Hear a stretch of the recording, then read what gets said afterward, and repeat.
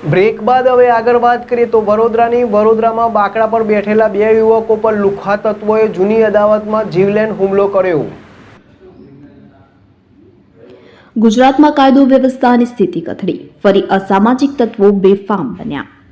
વડોદરામાં બાકડા પર બેસેલા યુવકો પર લુખ્ખા તત્વોએ જૂની અદાવતમાં જીવલેણ હુમલો કર્યો છે। પોલીસે ઉત્પાત મચાવતા શખ્સો સામે ગુનો નોંધી તપાસ હાથ ધરી છે। પોલીસે લુખ્ખા તત્વોને પાઠ ભણાવવા પકડે છે, માર મારે છે, સરઘસ કાઢે છે, છતાં સામાજિક તત્વોને જાણે કાયદા કે દંડાનો કોઈ ભય જ ન હોય તેમ જણાઈ આવે છે।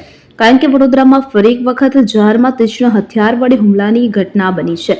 જાહેરમાં યુવકો પર હુમલો સીસીટીવી સામે આવ્યા છે કે જેમાં દેખાતા બાકડા પર બેસેલા યુવકો પર લુખ્ખા તત્વોએ જૂની અદાવતમાં જીવલેણ હુમલો કર્યો હતો। ગોરવા ભારત નગર સોસાયટીમાં હથોડો, લાકડી જેવા હથિયારથી હુમલો કરાયો હતો। લુખ્ખા તત્વોની આ દાદાગીરી સીસીટીવીમાં કેદ થઈ ગઈ છે। પોલીસે ઉત્પાત મચાવતા આ શખ્સો સામે ગુનો નોંધી તપાસ શરૂ કરી છે।